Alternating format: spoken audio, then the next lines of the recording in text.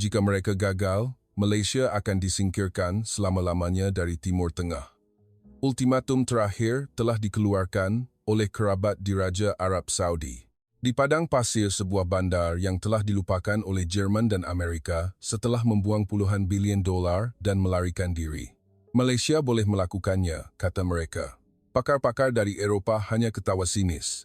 Negara kecil di Nusantara, dengan keberanian apa, sediakan sahaja bertih jagung. 60 tahun tanpa setitik air.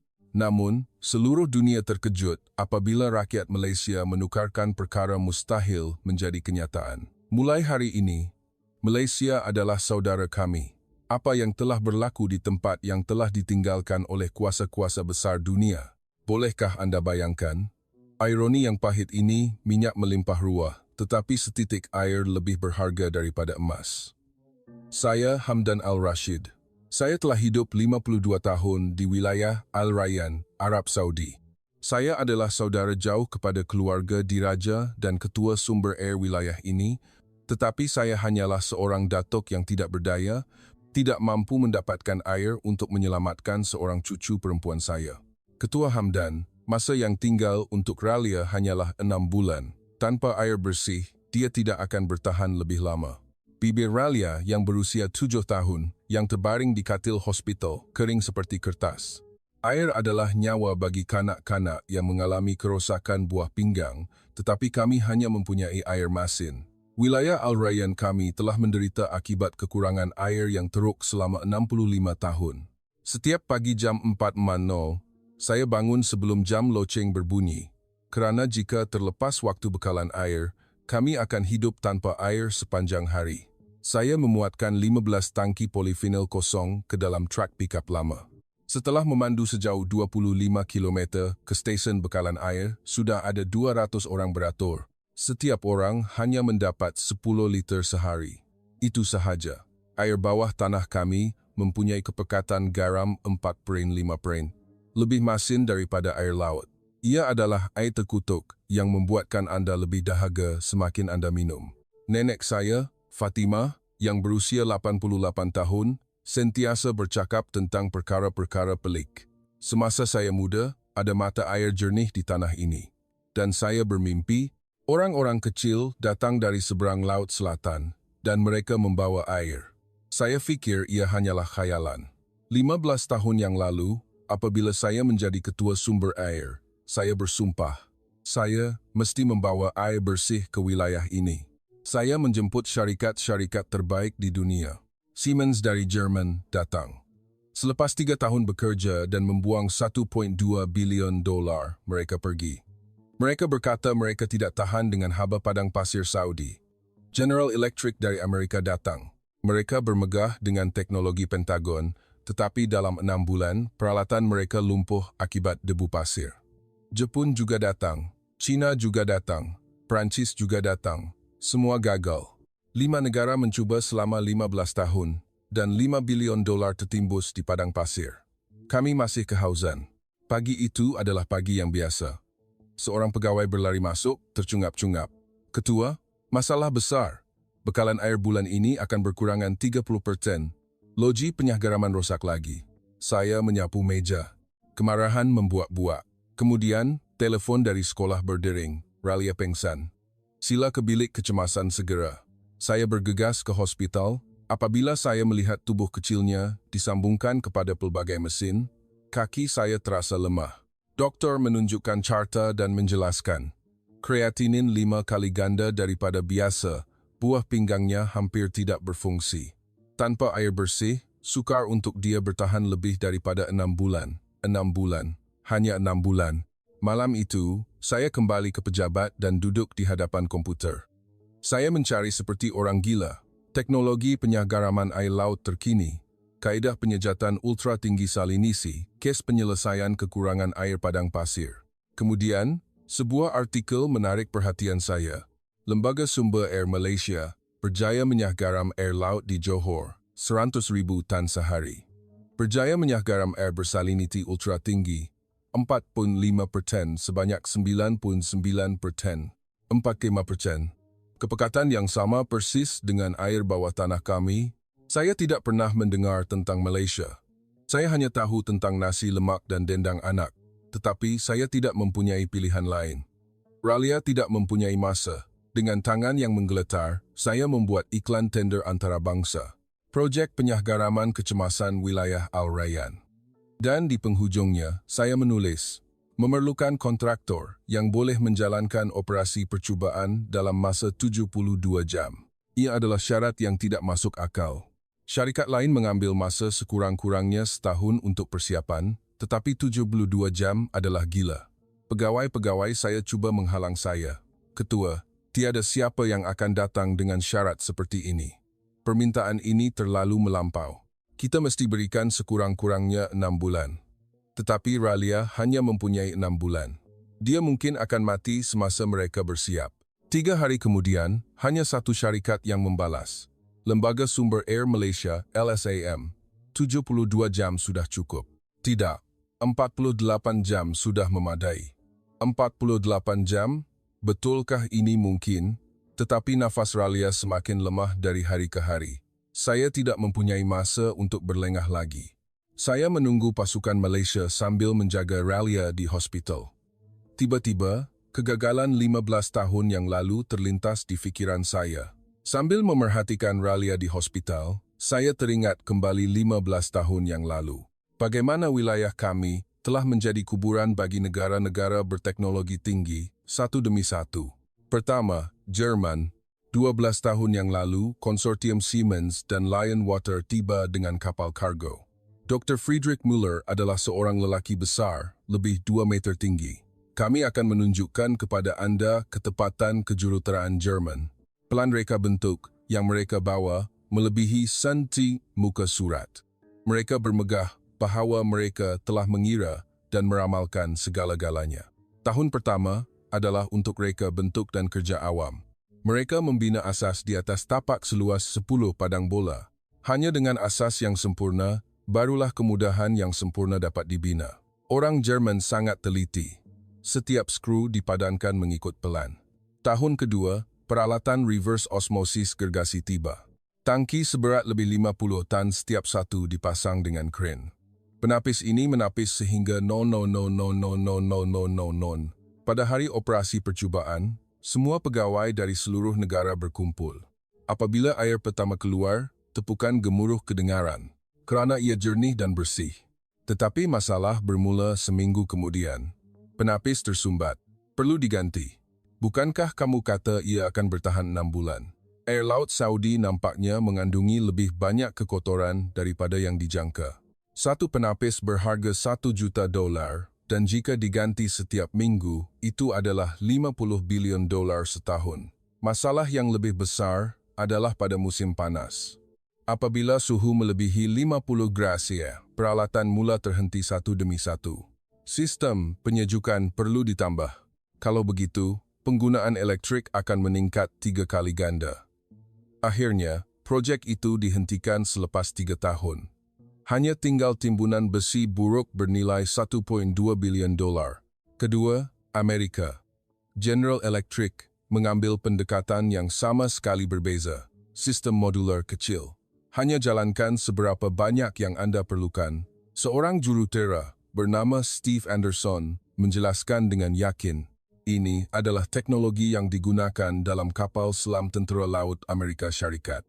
Ia berfungsi walaupun di bawah laut. 20 modul bersaiz kontainer dipasang. Setiap satunya adalah sistem pintar yang beroperasi secara bebas. 3 bulan pertama adalah sempurna. 50,000 tan air bersih dihasilkan setiap hari. Tetapi semuanya berubah selepas ribut pasir pertama melanda. Semua papan litar elektronik terbakar.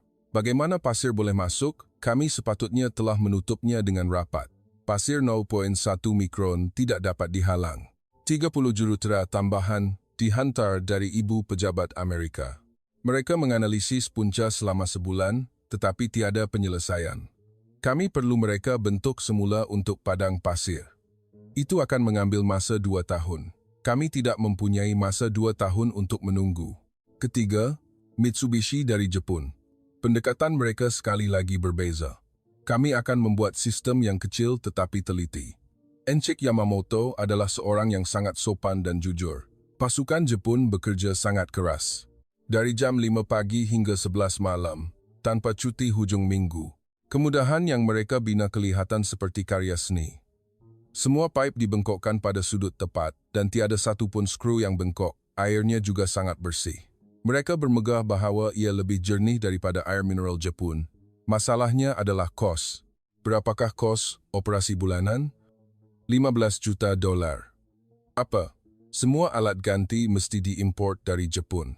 Alat ganti tempatan mempunyai ketepatan yang rendah. Bajet tahunan wilayah kami adalah 50 juta dolar. Ini bermakna kos air akan menjadi 10 kali ganda daripada kos minyak. Keempat, China. Harga 10 kali lebih murah. Prestasi sama. Pengerusi wang dari Beijing bercakap besar. Memang murah. 10 kali lebih murah daripada harga Jerman. Pembinaan juga cepat. 100 pekerja Cina datang dan menyiapkannya dalam 3 bulan. Pada hari pertama operasi, air mengalir dengan deras. Memang Cina, orang ramai bersorak. Tetapi seminggu kemudian, warna air menjadi pelik. Ia bertukar kekuningan dan berbau. Pipe berkarat. Bahan murah. Penapis pun palsu. Penuh lubang. Seluruh kemudahan terpaksa dirobohkan dalam tempoh 6 bulan. Veolia dari Perancis adalah kisah yang lebih menjengkelkan. Mereka berkata mereka adalah syarikat air terbesar di Eropah, tetapi mereka menghabiskan setahun hanya untuk reka bentuk. Reka bentuk yang sempurna adalah 90% kejayaan. Saya rasa mereka mengadakan 300 mesyuarat. Mereka hanya berdebat sambil minum kopi dan tidak bekerja. Akhirnya, mereka berundur, hanya meninggalkan pelan reka bentuk. Keadaan tempatan terlalu teruk. Syarikat Israel juga datang.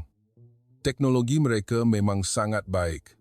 Sebagai negara padang pasir, mereka memahami masalah air dengan baik. Tetapi masalah politik menghalang mereka daripada memulakan. Kerajaan menolak, kami tidak boleh berurusan dengan syarikat Israel. Kegagalan seperti ini berterusan selama 15 tahun. Kami membuang sejumlah 5 bilion dolar, wilayah kami dicop sebagai projek yang mustahil. Itulah sebabnya saya meletakkan syarat dalam iklan tender kali ini, operasi percubaan dalam 72 jam. Syarat yang tidak masuk akal. Sebelumnya, ia mengambil masa sekurang-kurangnya setahun. Tetapi 72 jam, pegawai-pegawai saya juga membantah sekeras-kerasnya. Ini gila, tiada siapa yang akan datang. Kalau begitu, kita akan lakukannya sendiri, lebih baik menyerah. Tetapi saya tidak boleh berundur. Kerana Ralia hampir mati. Namun, yang mengejutkan, hanya satu syarikat yang membalas. Lembaga Sumber Air Malaysia, LSM. Kami sahut cabaran 72 jam. Saya membacanya berulang kali. Malaysia? Bagaimana negara kecil itu boleh berjaya sedangkan Jerman dan Amerika gagal? Tetapi yang lebih mengejutkan adalah ayat seterusnya. 2 kontena dan 5 jurutera sudah memadai. Malam selepas menerima jawapan daripada syarikat Malaysia itu, Nenek Fatimah memanggil saya. Hamdan, saya mendapat mimpi itu lagi. Nenek yang berusia 88 tahun itu terbaring di katil, tetapi matanya bersinar. Mimpi apa, Nenek? Mimpi tentang orang-orang kecil yang datang dari seberang Laut Timur. Mereka membawa lautan di tangan mereka. Nenek kadang-kadang bercerita tentang mimpi pelik. Sudah lama dikhabarkan bahawa dia mendapat mimpi sejak dia muda. Nenek tahu tentang negara bernama Malaysia? Mata nenek membesar. Malaysia? Ya, sebuah negara di Nusantara, di seberang Laut Selatan. Negara kecil yang pintar? Saya merinding. Nenek tidak mungkin tahu tentang Malaysia. Nenek, sebuah syarikat dari Malaysia akan datang untuk membantu kita. Nenek menggenggam tangan saya erat. Itulah mereka. Orang-orang dalam mimpi saya, kecil tetapi kuat. Mereka akan melakukan keajaiban. Keesokan paginya, saya memanggil majlis wilayah. 10 orang tua-tua wilayah Al Rayyan berkumpul. Saya bercadang untuk menjemput syarikat dari Malaysia. Dewan mesyuarat menjadi gempar. Malaysia? Negara mana itu? Orang tua Abdul ketawa sinis. Bukankah itu negara kecil di Asia, yang buat nasi lemak dan ada pop yeye? Fahad menyilangkan tangannya. Jerman pun gagal, apa yang Malaysia boleh buat? Ya, itu hanya membuang masa lagi. Bantahan memuncak. Reaksi yang dijangka. Tuan-tuan, Ralia hampir mati. Dewan menjadi senyap. Anak-anak kita sakit kerana meminum air kotor. Adakah kita akan menyerah begitu sahaja? Ahli Majlis Khalid mengeluh. Hamdan, kami faham. Tetapi kami telah gagal selama 15 tahun. Apa jaminan kali ini berbeza? Tiada. Tetapi kita mesti cuba. Ketika itu, ahli majlis termuda, Nasser, mengangkat tangan. Saya bersetuju. Saya guna telefon bimbit Malaysia. Ia sangat bagus. Apa kaitan itu dengan teknologi air? Mereka ada teknologi. Samsung, LG, Hyundai, bukankah semuanya syarikat Jepun? Itu betul. Kami menggunakan banyak produk Jepun tanpa kami sedari. Hasil undian adalah 11/9, diluluskan dengan margin yang tipis. Tetapi, ada syarat. Jika mereka gagal membuktikan dalam 72 jam, mereka mesti beredar serta-merta. Saya setuju. Petang itu, saya menghantar jemputan rasmi kepada Lembaga Sumber Air Malaysia. Jawapan datang dengan segera. Akan tiba dalam masa 3 hari. Ketua pasukan Ahmad bin Khalid dan 4 yang lain, hanya 5 orang. Jerman datang dengan 50 orang, Amerika 30. Saya bimbang, tetapi saya memutuskan untuk mempercayai mereka. Namun, 2 hari kemudian, sesuatu yang pelik berlaku. Ralia tiba-tiba bangun dan berkata, "Datuk, saya mimpi. Laut datang berjalan ke padang pasir." Laut berjalan? Ya. Pakcik-pakcik kecil memikul lautan di belakang mereka. Ralia mendapat mimpi yang sama dengan nenek. Yang lebih aneh ialah reaksi penduduk kampung. Anak saya pun dapat mimpi yang sama. Dia kata dia mimpi air turun dari langit. Saya merasakan sesuatu yang istimewa akan berlaku. Akhirnya, hari ketibaan pasukan Malaysia. Saya pergi menjemput mereka di lapangan terbang antarabangsa King Khalid. Sejujurnya, saya tidak meletakkan harapan yang tinggi. Saya fikir saya pasti akan kecewa lagi. Tetapi, saya lebih kecewa apabila melihat orang-orang yang keluar dari pintu pagar. Kelima-limanya bertubuh kecil. Orang yang paling tinggi pun kira-kira 175 cm. Bagasi mereka juga kelihatan lusuh. Beg pakaian dan 2-3 kotak cardboard. Assalamualaikum, saya Ahmad, ketua pasukan. Lelaki yang kelihatan kira-kira 45 tahun, seperti seorang pekerja pejabat biasa, menghampiri dan menghulurkan tangan untuk bersalaman. Berbeza sama sekali dengan jurutera Jerman yang berotot. "Ini sahaja peralatan Anda?" "Ya, 2 kontena akan tiba esok." "Itu sudah cukup." "2 kontena?" Jerman membawa 30. Di dalam kereta, dalam perjalanan dari lapangan terbang ke penginapan, Encik Ahmad tiba-tiba bercakap dalam bahasa Arab. "Assalamualaikum." Sebutannya sempurna. "Anda fasih berbahasa Arab?" "Sedikit sahaja. Saya belajar semasa projek di Kuwait." "Di Kuwait?" "Ya, kami menyelesaikan masalah yang sama di sana." Sedikit harapan mula timbul. Selepas meletakkan barang di penginapan, ketua pasukan Ahmad berkata dia mahu melihat tapak projek. Saya membawanya ke kemudahan Jerman yang telah menjadi runtuhan. Paip berkarat dan tangki pecah berdiri tegak dengan menakutkan. "Ia adalah kuburan kegagalan," kata saya dengan nada merendah diri. Ketua pasukan Ahmad perlahan-lahan melihat sekeliling dan kemudian berkata, "Banyak benda yang boleh digunakan di sini." "Apa?" "Itu semua besi buruk, paip masih baik. Tangki boleh digunakan jika dibersihkan." Ahli pasukan yang lain juga memeriksa dengan teliti. Kemudahan elektrik pun nampak boleh diselamatkan. Asasnya memang kukuh. Memang Jerman. Mereka menemui potensi dalam sisa kegagalan. Semasa makan malam, ada lagi perkara yang mengejutkan. Apabila kami menghidangkan kabsa, hidangan tradisional kami, pasukan Malaysia mula makan dengan tangan mereka. Begini cara yang betul untuk makan, kan? Bagaimana Anda tahu? Kami telah mengkaji budaya Arab Saudi. Kami ingin menunjukkan penghormatan. Pasukan Jerman meminta garpu, dan pasukan Amerika mencari burger. Selepas makan, ketua pasukan Ahmad berkata dengan wajah serius, "Ketua Hamdan, Anda berikan kami 72 jam, kan?" "Ya, itu syaratnya. 48 jam sudah cukup." "Apa?" "Kami akan mulakan pada matahari terbit esok, dan pada matahari terbit lusa, tepat 48 jam, kami akan tunjukkan kepada Anda air bersih." Ia adalah keyakinan yang gila. Tetapi saya hairan, saya mula mempercayainya. Malam itu, Nenek memanggil saya lagi. Hamdan, keajaiban akan bermula esok. Bagaimana nenek tahu? Saya rasa hujan rahmat akan turun selepas 65 tahun. Keesokan paginya jam 2 pagi, pasukan Malaysia sudah berada di tapak. Awalnya Anda semua. Kami tidak mempunyai masa. Hanya 48 jam. Ketua pasukan Ahmad sudah pun menukar pakaian kerjanya. Saya diperkenalkan kepada ahli pasukan yang lain. Masing-masing mempunyai bidang kepakaran. Saya Siti. Saya bertanggung jawab untuk sistem AI. Saya Siva. Saya pakar dalam penapis bahan baharu. Saya Tan. Saya bertanggung jawab untuk kawalan elektrik. Saya Mutu. Saya bertanggung jawab untuk peralatan mekanikal. Kelima-lima mereka berusia awal 40 koman. Tidak terlalu muda, tidak terlalu tua. Usia yang paling berpengalaman. Jam 8 pagi, 2 kontainer tiba. Ini sahaja? Ya, kami hanya membawa peralatan teras. Apabila kontainer dibuka, sebuah mesin yang agak kecil keluar. Apa ini? Modul penyahgaraman pintar yang dibangunkan oleh LSAM selama 10 tahun. Saiznya seperti peti sejuk, tetapi ia kelihatan sangat berat. Berapa tan mesin kecil ini boleh proses sehari? 1000 tan setiap satu. Mustahil. Mesin Jerman 100 kali lebih besar. Ketua pasukan Ahmad ketawa.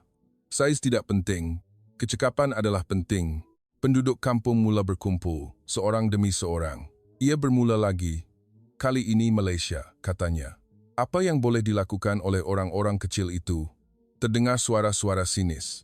Orang tua Abdul sengaja datang dan menyindir. Peralatan yang nampak lusuh. Macam mainan. Ketua pasukan Ahmad tunduk dengan hormat. Orang tua, berikan kami 48 jam sahaja. Ia sia-sia. Jerman pun ambil masa 3 tahun. Ketika itu, Dr. Siva mengeluarkan sesuatu. Ia seperti membran putih nipis. Apa ini? Penapis oksida grafin. Malaysia berjaya mengkomersialkannya buat kali pertama di dunia. Apa yang benda nipis ini boleh tapis? Dr. Siva menunjukkan demonstrasi. Dia menuang air berlumpur ke dalam penapis dan air jernih keluar. Mustahil. Orang ramai yang melihat terkejut. Dr. Siti membuka komputer riba dan menaip sesuatu dengan pantas. Saya memasukkan data tempatan, suhu, kelembapan, kepekatan garam, saiz zarah pasir. Mengapa itu perlu? AI akan mencari keadaan yang paling optimum. Ia menyesuaikan secara otomatik pada setiap saat. Encik Mutu dan Encik Tan sedang memeriksa pipe yang ditinggalkan oleh Jerman. Ini boleh digunakan, hanya perlu dibersihkan. Pendawaian elektrik pun boleh diselamatkan. Kerana ia buatan Jerman, ia kukuh. Mereka mula menggunakan semula peralatan yang telah dibuang. Semasa waktu rehat tengah hari, perkara yang lebih mengejutkan berlaku. Pasukan Malaysia mengeluarkan kotak bekal dan di dalamnya terdapat nasi ayam. Nak rasa bersama, mereka mula mengagihkan kepada kanak-kanak kampung. Apa ini? Nasi ayam, makanan Malaysia. Kanak-kanak pada mulanya berhati-hati, tetapi selepas menggigit, mereka teruja. Nasi yang cantik dan ada sayur bersama. Ralia juga keluar dengan kerusi rodanya. Ketua pasukan Ahmad mendekati Ralia, berlutut dan menyamakan pandangan. Assalamualaikum. Nama awak Ralia, kan? Nama yang cantik. Awak tak sihat ke? Ya, buah pinggang saya tak sihat. Ketua pasukan Ahmad membelai kepala Ralia. Esok, awak akan dapat minum air bersih. Saya janji. Betul ke? Ya. Kalau Pak Cik tipu, datang ke Malaysia dan kejar Pak Cik. Ralia tersenyum buat kali pertama. Kerja pada sebelah petang bermula dengan bersungguh-sungguh. Pasukan Malaysia bergerak secara teratur. Modul 1 siap dipasang. Sambungan kuasa. Pemasangan penapis bermula. Pasukan Jerman hanya memberi arahan dan memerintah, tetapi pasukan Malaysia bekerja sendiri. Mereka membawa peralatan dan menyambung pipe, berpeluh. Suhu naik sehingga 47 degree. Anda semua okey? Ini tak ada apa-apa. Musim panas di Malaysia lebih teruk. Mereka ketawa sambil bekerja. Jam 6 petang, kerja hari pertama selesai. Sudah 50% siap. Dalam 1 hari, kami akan dapat mengendalikannya menjelang esok pagi. Saya tidak percaya. Jerman mengambil masa 6 bulan hanya untuk reka bentuk. Makan malam hari itu, Kami menyediakan jamuan istimewa untuk pasukan Malaysia, kambing panggang dan hidangan tradisional. Sedapnya, macam sate Malaysia, mereka makan semua hidangan dengan berselera. Ketua pasukan Ahmad bertanya kepada saya, "Ketua Hamdan, mengapa anda meletakkan syarat 72 jam?" Sejujurnya, saya hampir berputus asa. Saya fikir tiada siapa yang boleh melakukannya. Kalau begitu, kenapa anda panggil kami? Kerana mimpi nenek saya. Apabila saya menceritakan tentang nenek, wajah ketua pasukan Ahmad menjadi serius. Mak saya juga pernah kata, dia bermimpi pergi ke padang pasir dan membuat air. Itulah sebabnya saya menceburi bidang ini. Saya merinding. Ia terasa seperti pertemuan yang ditakdirkan. Selepas makan, pasukan Malaysia kembali ke tapak. Kami terpaksa bekerja pada waktu malam juga. Kami tidak ada masa. Janji mesti ditepati. Melihat mereka bekerja sepanjang malam dengan lampu kepala, saya terfikir, orang-orang ini berbeza. Saya merasakan keikhlasan mereka. Tepat jam 2.00 pagi, saya melihat keluar tingkap dan lampu masih menyala. Tolonglah berjaya. Saya berdoa dengan sepenuh hati, buat kali pertama dalam 65 tahun. Pagi hari kedua jam 6 pagi. Apabila saya tiba di tapak, pasukan Malaysia sudah bekerja. Anda sudah mula. Ketua pasukan Ahmad menyambut saya dengan senyuman ceria. Hari ini adalah hari penentu. Kita mesti menyelesaikan operasi percubaan sebelum petang. Tapak itu kelihatan sama sekali berbeza daripada hari sebelumnya. 4 modul pintar disambungkan dengan paip dan monitor dipasang di bilik kawalan. Ini disiapkan dalam satu malam. Kerja berpasukan kami bagus. Dr. Siti menunjukkan skrin monitor. Ini adalah skrin kawalan AI. Ia memantau segala-galanya dalam masa nyata. Skrin menunjukkan graf dan nombor yang kompleks. Suhu air 42 grade, kepekatan garam 4, 5%, kekeruhan 320, sentiasa berubah. Apa yang anda lakukan dengan data ini? AI mengira keadaan paling optimum setiap saat. Ia melaraskan tekanan penapis, kuasa, dan kadar aliran secara automatik. Dr. Siva sedang memeriksa penapis. Penapis grafin ini adalah terasnya. Saiz lubang adalah 0,3 nanometer. Hanya molekul air yang boleh lalu. Maksudnya garam disekat 100%? Ya. Malah virus pun tidak boleh melaluinya. Jam 9 pagi, penduduk kampung mula berkumpul. Hari ini akan selesai. Takkanlah mereka betul-betul boleh buat. Pandangan yang penuh keraguan dilemparkan. Orang tua Abdul juga datang. Jika kamu gagal, segera beredar. Ya, kami janji.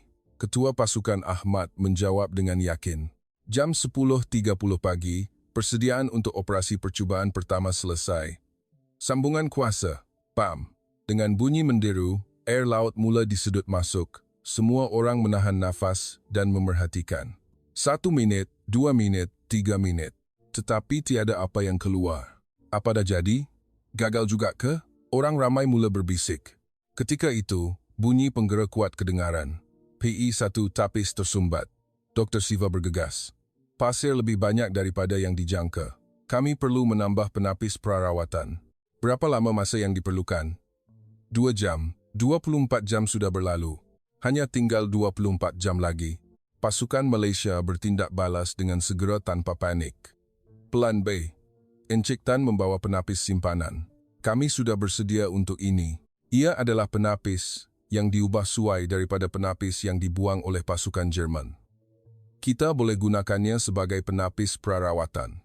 Mereka bekerja seperti gila selama 2 jam. Memotong paip, mengimpal, menyambung.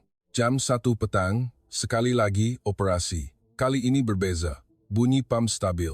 5 minit kemudian, air mula keluar dari paip pertama. Tetapi ia masih keruh. Masih masin. Seorang pegawai yang merasanya mencebik. Keluhan kekecewaan kedengaran. Gagal jugalah. Ketika itu, Dokter Siti menjerit. Tunggu, ini air yang tinggal dalam paip. Tunggu lagi 10 menit. 10 menit terasa seperti 1 jam. Akhirnya, air kedua keluar. Kali ini, ia jernih. Cuba rasa. Dengan tangan yang menggeletar, saya mengambil cawan dan menghirupnya, tiada rasa. Itu normal. Air tulen tidak berasa. Tetapi ia belum berakhir. Pengukuran kepekatan garam, 0, Lulus piawaian air minuman, sorakan bergema. Tetapi ketua pasukan Ahmad menenangkan semua orang. Belum lagi, ia hanya sahih selepas beroperasi secara berterusan selama 24 jam. Mereka memantau sistem sepanjang petang, memeriksa kualiti air setiap jam. pH 7.2, sempurna, kekeruhan 0.1, lebih bersih daripada air pipe biasa. Jam 7 petang, matahari mula terbenam, tetapi tiba-tiba bekalan elektrik terputus. Blackout, ia adalah masalah kronik di Arab Saudi. Bekalan elektrik terputus sekali atau 2 kali sehari. Penjana rosak, alat ganti tiada. Kami berputus asa. Tanpa elektrik, pam akan berhenti dan penapis akan tersumbat. Ketika itu, Encik Mutu berlari ke arah trek. Kita guna bateri kereta. Apa? Jika kita sambungkan 10 bateri trek, ia akan bertahan selama 2 jam. Penduduk kampung secara sukarela memandu trek mereka. Guna trek saya punya pun. 15 trek berkumpul. Mereka menyambungkan bateri dengan kabel, menjadikannya bekalan kuasa sementara. Genius. Sistem mula beroperasi semula. Jam 10 malam, elektrik disambungkan semula. Tetapi masalah baharu timbul. Modul 3, tekanan tidak normal. Nampaknya ada sesuatu yang tersumbat. Encik Tan membuka pipe.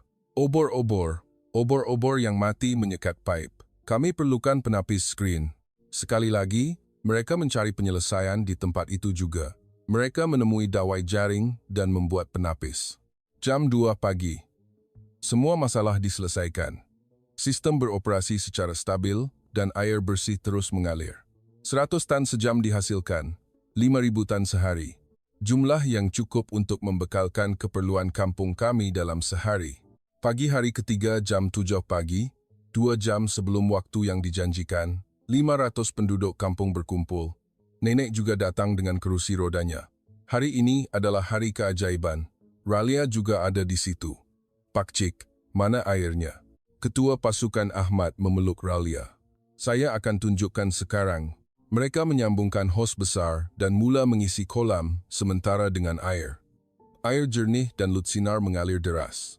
Wow, kanak-kanak bersorak. Air betul, bersih. Orang ramai berebut-rebut minum air. Manis, sejuk. Air sebenar yang saya minum selepas 65 tahun, nenek menangis. Ini rasa air yang saya minum semasa kecil. Rasa mata air 60 tahun yang lalu. Orang tua Abdul pun mengakui. Tidak percaya. Mereka benar-benar berjaya. Tepat jam 9 pagi. Tepat 48 jam telah berlalu. Ketua pasukan Ahmad mengisytiharkan. Seperti yang dijanjikan, kami berjaya dalam 48 jam. Pada saat meraihkan keajaiban 48 jam itu, tiba-tiba langit menjadi gelap. Ribut pasir.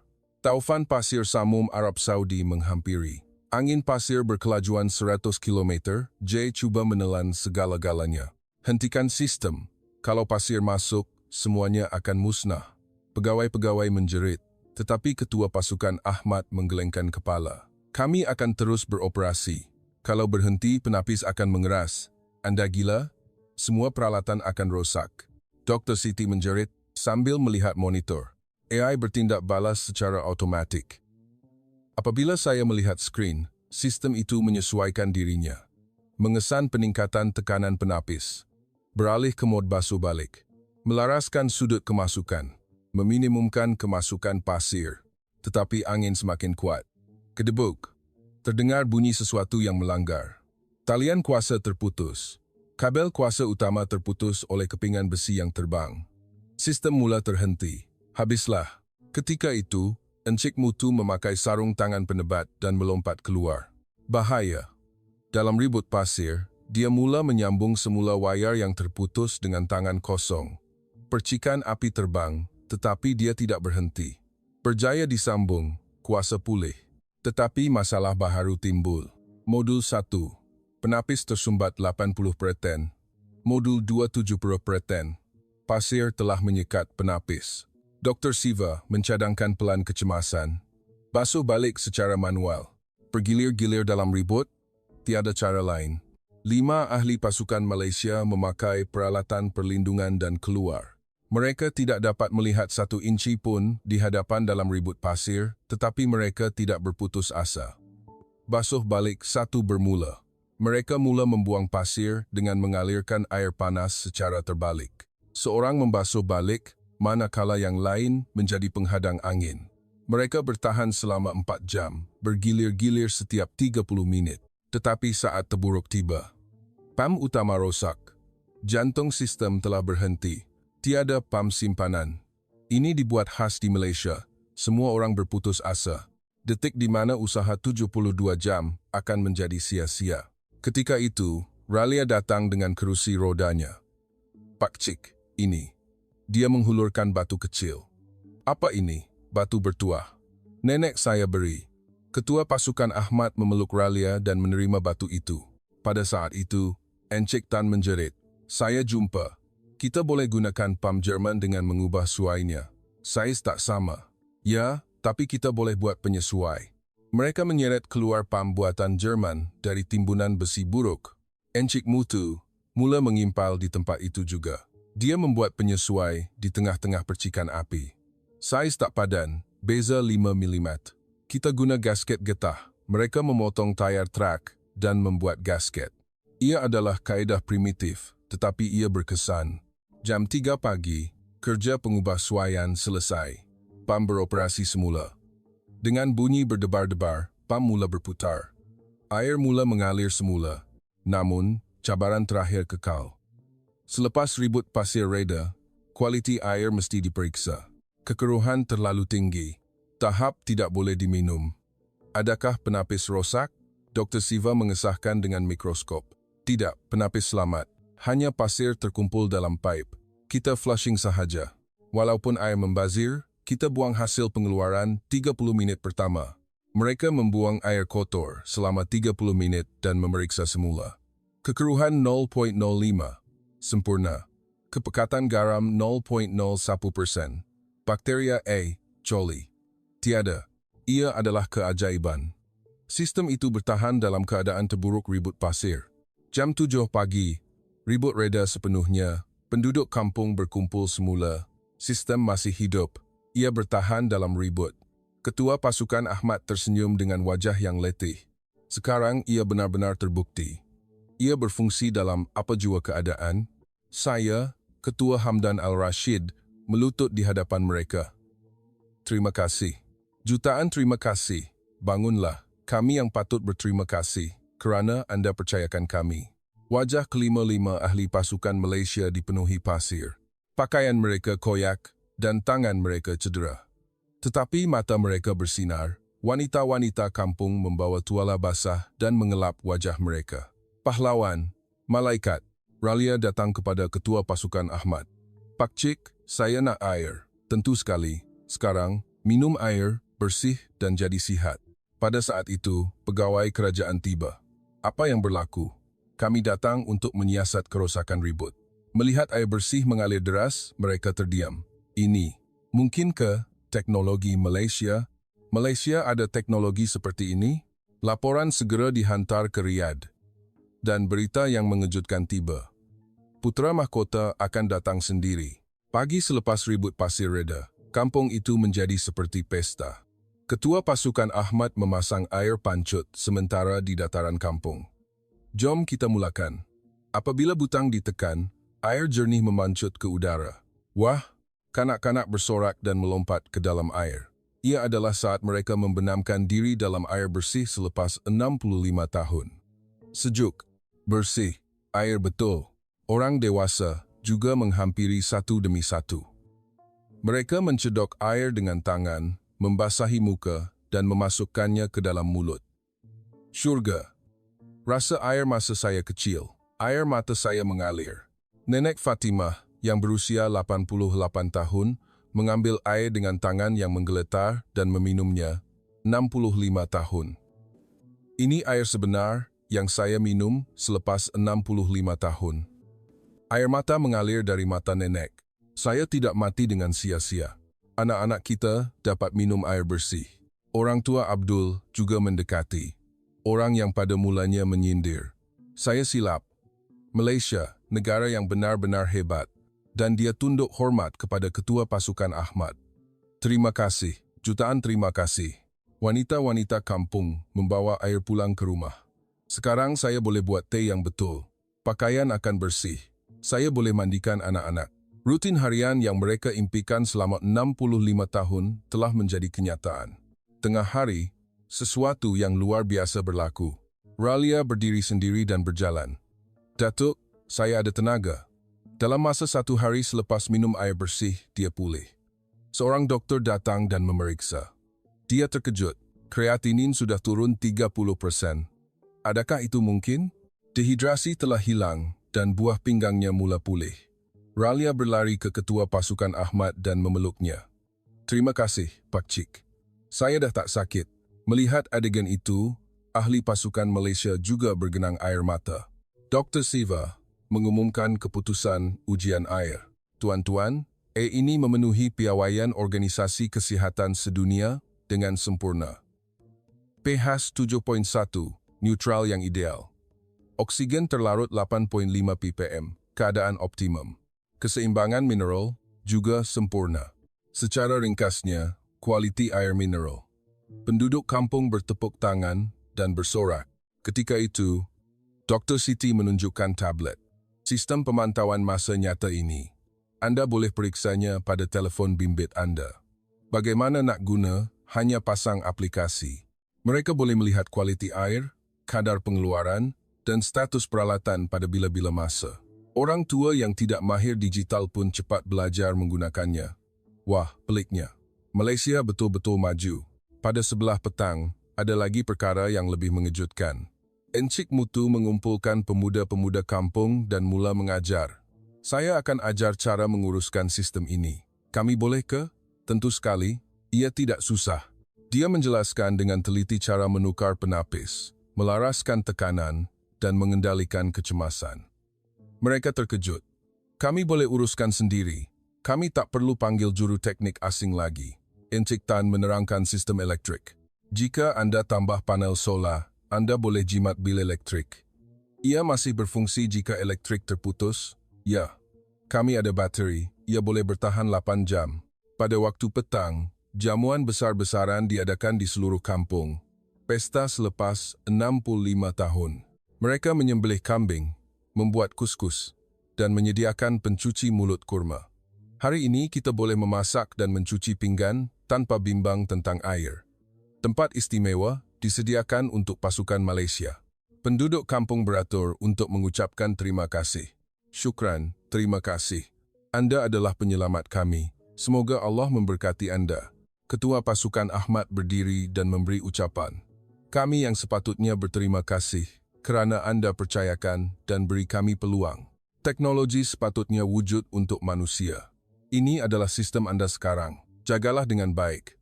Ketika itu, seorang lelaki tua berdiri dan mula menyanyi. Lagu Arab lama yang memuji air. Sungai mengalir di padang pasir, memberikan kehidupan kepada yang kering. Semua orang mula menyanyi bersama. Pasukan Malaysia juga bertepuk tangan mengikut irama. Kemudian, perkara yang mengejutkan berlaku. Encik Mutu mula menyanyikan lagu Malaysia, Rasa Sayang. Penduduk kampung mendengar dengan senyap. Semua orang menjadi kusyuk dengan melodi yang indah. Lagu apa itu? Lagu rakyat Malaysia. Lagu tentang merindui kampung halaman. Kami juga merindui air. Selama 65 tahun, bintang-bintang bersinar terang di langit malam. Air terus memancut keluar dari air pancut. Ralia duduk di sebelah ketua pasukan Ahmad dan bertanya, Pak Cik, negara Malaysia tu macam mana? Kecil tapi kuat. Kenapa kuat? Sebab kami tak pernah putus asa. Walaupun susah, kami terus mencuba. Kami pun boleh jadi macam tu ke? Tentu sekali. Kamu bertahan 65 tahun, kan? Nenek Fatimah mendekati dan memegang tangan Encik Ahmad. Mimpi saya betul. Orang-orang kecil datang dari seberang laut selatan. Mereka membawa lautan ke padang pasir. Sekarang, ramalan itu telah menjadi kenyataan. Encik Ahmad menggenggam tangan nenek erat. Terima kasih, nenek, kerana tidak berputus asa. Pesta berterusan sehingga larut malam. Kanak-kanak bermain di air pancut dan orang dewasa berbual. Jam 2 pagi, Apabila pasukan Malaysia cuba pulang ke penginapan, penduduk kampung menahan mereka. Tinggallah di rumah kami malam ini. Kami akan sediakan bilik yang terbaik. 5 keluarga menjemput seorang ahli pasukan Malaysia setiap seorang. Ia adalah saat mereka menjadi keluarga sebenar. Keesokan harinya, selepas 72 jam keajaiban berakhir, berita yang mengejutkan tiba. Putera mahkota Mohammed bin Salman akan datang. Kedatangan orang yang paling berkuasa di Arab Saudi secara peribadi adalah sesuatu yang sangat istimewa. Kampung itu gempar. Putera mahkota datang ke kampung kita. Selepas 65 tahun, jam 10 pagi, 5 helikopter tiba. Apabila putera mahkota turun, kami memberi hormat. Putera mahkota yang berusia 37 tahun itu penuh karisma. Ketua Hamdan, saya dapat laporan. Anda berjaya dalam 72 jam. Tuanku, pasukan Malaysia telah melakukan keajaiban. Putera mahkota mendekati ketua pasukan Ahmad. Awak ketua pasukan? Ya, Ahmad dari Lembaga Sumber Air Malaysia. Semasa berjabat tangan, putera mahkota bercakap dalam bahasa Melayu. Selamat datang, terima kasih. Semua orang terkejut. Tuanku boleh berbahasa Melayu? Sedikit sahaja. Saya belajar dengan menonton drama Malaysia baru-baru ini.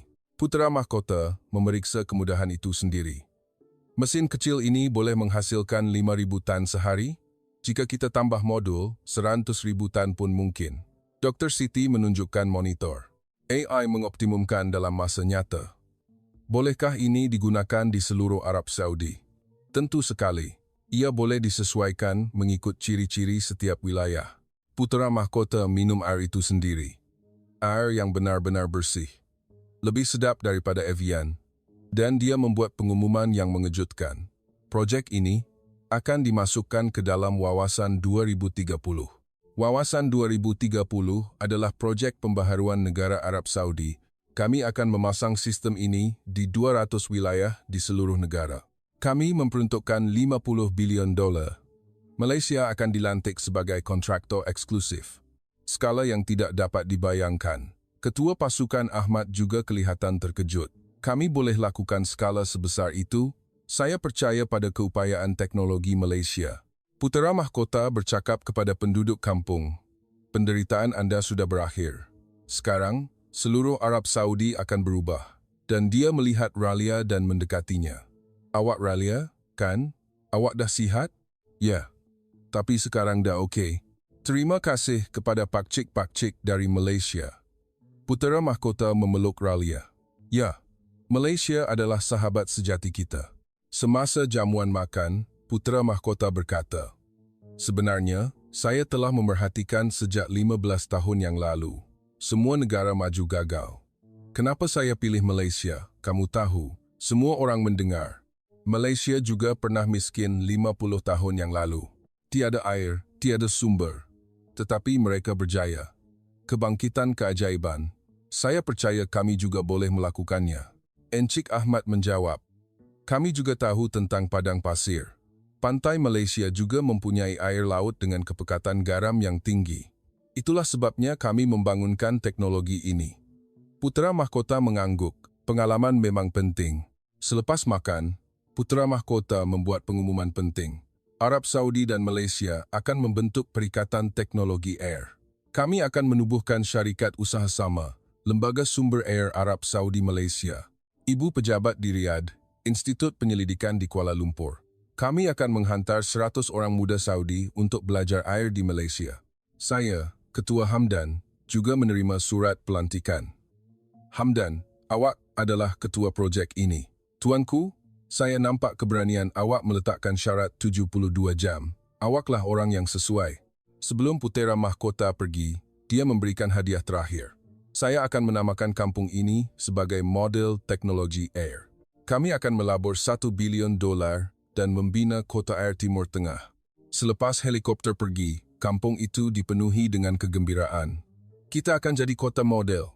$1 bilion itu berapa banyak? Ribuan pekerjaan akan tercipta. Pasukan Malaysia juga gembira. Ini projek yang sangat besar. Peluang besar untuk syarikat Malaysia. Petang itu, pegawai kerajaan tiba. Mereka membawa kontrak eksklusif dengan LSAM. Projek fasa pertama sahaja bernilai $5 bilion. Encik Ahmad menandatanganinya selepas menghubungi ibu pejabat demi persahabatan Malaysia dan Arab Saudi.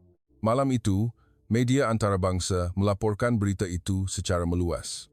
CNN, Malaysia monopoli pasaran Air Saudi, keajaiban 72 jam. $50 bilion, teknologi Malaysia bina sungai di padang pasir Al Jazeera, di Malaysia juga gempar. Harga saham LSIM naik mendadak. Teknologi Air Malaysia diiktiraf terbaik dunia, memperoleh tapak di Timur Tengah. Penduduk kampung melayan pasukan Malaysia sebagai wira. Anda mengubah hidup kami, Anda menjadikan kampung kami terkenal. Kami akan terhutang budi seumur hidup. 6 bulan berlalu. Dalam tempo itu, wilayah Hal Rayyan menjadi tempat yang sama sekali berbeza. 200 jurutera tambahan tiba dari Malaysia. Pembinaan loji penyahgaraman berskala besar bermula. Keluasan 20 padang bola. Sasaran pengeluaran 1 juta tan sehari. Ia akan menjadi yang terbesar di Timur Tengah. Tapak pembinaan penuh dengan aktiviti. Konsortium Syarikat Malaysia menyertai. Tenaga Nasional Berhad menyediakan peralatan kuasa, Petronas untuk pipe, DRB Highcom untuk logistik, dan Gamuda untuk pembinaan. Ia adalah tentera bersekutu korporat Malaysia. Perkara yang paling mengejutkan ialah kelajuan pembinaan. Kami akan tunjukkan kelajuan Malaysia, kerja berterusan dari 5 pagi hingga 11 malam. Mereka bekerja 24 jam sehari, 3 shift.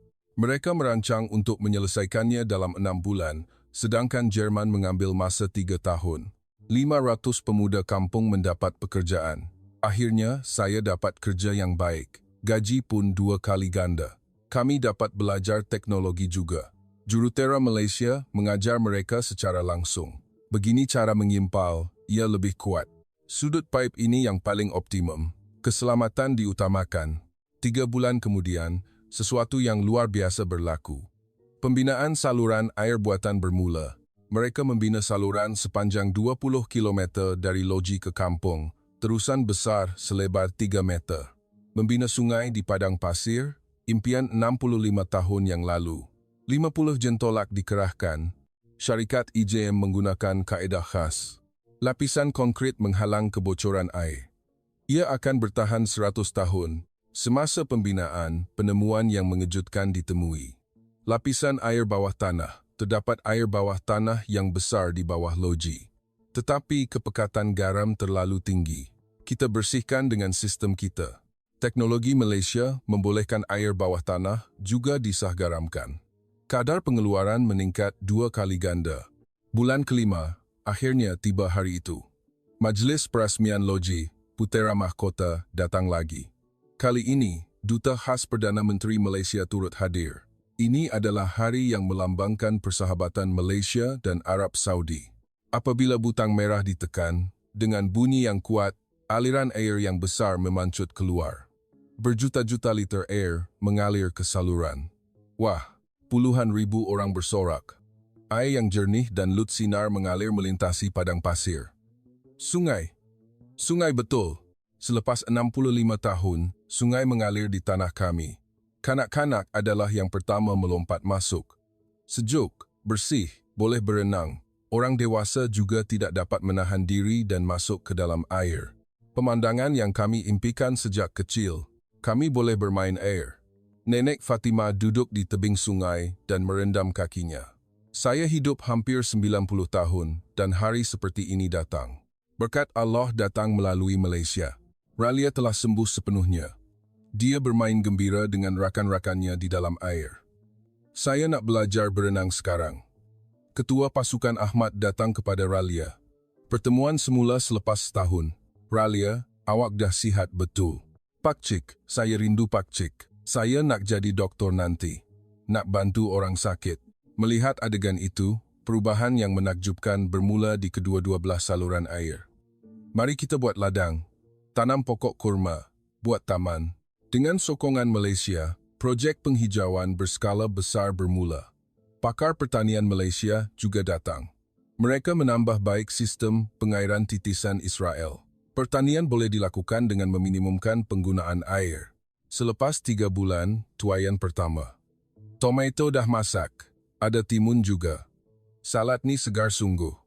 Selepas 65 tahun, mereka dapat memenuhi keperluan sendiri. Hotel juga dibina di kampung itu. Mereka menarik pelancong dengan jenama air Al Rayyan, kota air di padang pasir. Mari lihat sungai di padang pasir. Alami keajaiban teknologi Malaysia. 1,000 pelancong datang sehari. Ramai juga pelancong dari Malaysia. Teknologi kita menghasilkan keajaiban seperti ini. Saya sangat bangga. Pendapatan kampung meningkat 100 kali ganda. Dah tak risau air, tak risau duit. Anak-anak boleh masuk universiti. Kami ada masa depan. Setiap malam, pesta diadakan di tepi sungai. Muzik Malaysia dan muzik Arab bercampur. Rasa sayang dan ya rayah bergema bersama. Jurutera Malaysia dan penduduk kampung menjadi keluarga. Abang, adik, persahabatan sejati yang melangkaui sempadan dan bahasa. 1 tahun berlalu. Al Rayyan kini adalah bandar yang sama sekali berbeza. Ia mendapat nama samaran Venice di padang pasir. Bandar itu dibangunkan semula di sekitar saluran air.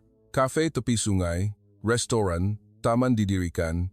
Bandar ini hidup kerana ada air. Kami tak pernah bayangkan sebelum ni. Perubahan yang paling mengejutkan ialah pertanian. Padang pasir telah bertukar menjadi ladang. Ekspor tomato tahun ini mencecah 10 juta dolar. Pengeluaran kurma meningkat 3 kali ganda. Tembikar ini manis betul. Pakar dari Kementerian Pertanian Malaysia datang membantu. Kami akan buat model baharu pertanian padang pasir. Mari kita guna teknologi Smart Farm. Rumah hijau dipenuhi dengan peralatan terkini. Suhu, kelembapan, dan baja dikawal secara automatik. Tiada setitik air pun dibazirkan. Sekolah ralia juga berubah sepenuhnya. Kolam renang dibina dan penapis air dipasang di makmal sains. Sekarang kami boleh buat eksperimen sains dengan bebas. Ada kelas berenang juga. Ralia menjadi ketua kelas. Cita-citanya adalah menjadi saintis air. Saya nak bantu orang macam pakcik-pakcik dari Malaysia. 30 orang pemuda kampung berlepas ke Malaysia untuk belajar. Kami akan belajar teknologi Malaysia bersungguh-sungguh. Sekarang, kami akan menjadi pakar pula. LSAM menaja beasiswa. Mereka menyediakan asrama dan mentor. Saya, Ketua Hamdan, juga melawat Malaysia. Saya melawat kemudahan penyahgaraman air laut di Johor. Ini adalah asal-usul sistem kami. Ya, teknologi ini disempurnakan di sini. Saya juga melawat ibu pejabat di Kuala Lumpur. Ada 2,000 pekerja, katanya. Ia meningkat 2 kali ganda hasil projek Arab Saudi. Kini kami mengekspor ke seluruh dunia. Perkara yang paling mengagumkan ialah Institut Penyelidikan. Kami sedang membangunkan teknologi penyahgaraman generasi akan datang. Sasaran kami ialah pengurangan penggunaan tenaga sebanyak 50%. Kami juga mengkaji teknologi baharu yang dioptimumkan untuk persekitaran Saudi. Terdapat pasukan khas untuk Arab Saudi. Kami adalah keluarga. Kejayaan Saudi adalah kejayaan kami. Kerajaan Malaysia juga memberikan sokongan penuh. Kisah kejayaan Green New Deal. Selepas kembali ke Al Rayyan, projek yang lebih besar bermula. Projek di 200 wilayah di seluruh Arab Saudi. Konsortium syarikat Malaysia menyertai. Serantan pekerjaan tercipta. Babak baharu kerjasama ekonomi Malaysia-Arab Saudi. Perkara yang paling membanggakan ialah pemindahan teknologi. Sekarang, Arab Saudi boleh membuatnya sendiri. 50% daripada alat ganti dihasilkan secara tempatan. Perkongsian hidup sejati. Nenek Fatimah menyambut ulang tahunnya yang ke-90. Seluruh kampung meraihkannya. Nenek, ramalan nenek betul. Orang dari seberang Laut Selatan benar-benar datang. Nenek memegang tangan Encik Ahmad dan berkata, "Sekarang saya boleh tidur dengan tenang, kerana anak-anak kita boleh hidup tanpa bimbang tentang air." Encik Ahmad memberikan hadiah kepada nenek, cawan teh tradisional Malaysia. "Mulai sekarang, minumlah teh dengan air bersih." Nenek menitiskan air mata. "Terima kasih." Jutaan terima kasih. Pada ulang tahun kedua, detik bersejarah tiba. Duta khas Perdana Menteri Malaysia dan Putera Mahkota Arab Saudi bertemu di Al Rayyan. Mereka mengisytiharkan teknologi Air 2.0. Mulai sekarang, kita akan berkembang ke seluruh Timur Tengah. projek mega yang bernilai triliun dolar. Kuwait, Emiria Arab Bersatu, Qatar, Oman, semua negara Teluk akan menyertai. Kami percaya Malaysia. Kami juga mahu keajaiban Al Rayyan, Encik Ahmad, menjadi Presiden Serantau Timur Tengah. Tanggungjawab berat, tetapi kami akan lakukannya. Ralia naik ke pentas dan menyampaikan ucapan. Dia bercakap dalam bahasa Melayu dan Arab dengan fasih. Saya hampir mati kerana air. Tetapi teknologi Malaysia menyelamatkan saya. Sekarang, saya mahu menyelamatkan orang lain. Saya akan belajar di Malaysia dan menjadi Doktor Air Arab Saudi. Tepukan gemuruh diberikan. Selepas pertemuan itu, rancangan terperinci diumumkan. Penubuhan Institut Teknologi Saudi Malaysia. Program pertukaran 10,000 orang muda antara kedua-dua negara. Kerjasama pengeluaran hidrogen hijau. Loji penyagaraman terbesar di dunia untuk bandar masa depan NEOM. Saya, Ketua Hamdan, menjadi pengerusi jawatan kuasa Air Timur Tengah. Siapa sangka cabaran 72 jam akan menghasilkan hasil seperti ini. Lembaga Sumber Air Malaysia menjadi syarikat global. Nilai pasarannya melepasi 100 bilion ringgit dan ia menjadi syarikat air nombor 1 di dunia. Tetapi perkara yang paling penting ialah kehidupan rakyat. Kehidupan 50-an penduduk Al Rayyan telah berubah sepenuhnya. Kami juga negara maju sekarang. Anak-anak kami ada impian. Kami ada masa depan. Pada hari terakhir, jamuan perpisahan diadakan. 100 ahli pasukan Malaysia akan pulang ke tanah air. Jangan pergi, tinggallah di sini. Penduduk kampung menangis. Encik Ahmad memegang mikrofon. Kami pergi. Tetapi teknologi kekal. Sekarang, anda adalah watak utama. Kami adalah saudara selama-lamanya. Nenek Fatimah memberikan hadiah terakhir. Ini harta pusaka keluarga kami. Jak air berusia 100 tahun. Bekas yang paling berharga untuk air. Mulai sekarang, guna ia untuk menyimpan air bersih. Encik Ahmad berlutut dan menerimanya. Saya akan menjaganya sepanjang hayat. Ralia memberinya surat. Baca bila dah balik Malaysia. Dia membacanya di dalam bas dalam perjalanan ke lapangan terbang. Pak Cik, terima kasih kerana selamatkan saya. Sekarang, saya akan selamatkan orang lain. Jumpa lagi dalam 3 tahun. Sebagai Doktor Air. Air mata mengalir dari mata Encik Ahmad. Sehingga kini, sungai jernih mengalir di Al Rayyan, Arab Saudi. Keajaiban teknologi Malaysia yang menyelesaikan kemarau 65 tahun dalam masa 72 jam. Ia bukan sekadar kemenangan teknologi. Ia adalah hasil kepercayaan yang mengatasi prasangka, persahabatan yang lahir daripada keikhlasan dan semangat pantang menyerah orang Malaysia. Ketua Hamdan kini adalah ketua yang bertanggungjawab menyelesaikan masalah air di seluruh Timur Tengah. Apa yang Malaysia berikan kepada kami bukanlah air, tetapi harapan. Ralia kini sedang belajar di Malaysia. Tahun kedua ijazah Sarjana Muda Sains Alam Sekitar di Universiti Kebangsaan Malaysia. Dalam 3 tahun, dia akan menyambung ke peringkat kedoktoran. Impian saya adalah untuk membantu negara-negara yang mengalami kekurangan air di seluruh dunia. Presiden Ahmad masih melawat Al Rayyan setiap tahun. Tempat itu adalah kampung halaman kedua saya. Nenek Fatimah kini berusia 93 tahun. Dia masih hidup gembira, minum air yang jernih. Perikatan Air Malaysia Arab Saudi terus berkembang. Teknologi Air Malaysia merebak ke Afrika dan Amerika Tengah. Bagaimana kisah keajaiban 72 jam teknologi Malaysia yang mengejutkan dunia? Pada saat negara kecil Malaysia mengejutkan dunia, bukan sahaja teknologi yang penting, tetapi juga hati manusia. Di tempat di mana keangkuhan Jerman, keyakinan Amerika, dan formalisme Jepun gagal, kerendahan hati dan keikhlasan Malaysia telah melakukan keajaiban. Tuan-tuan dan puan-puan, kita adalah negara kecil tetapi kuat. Jika kita tidak berputus asa dan terus mencuba, kita boleh melakukan apa sahaja.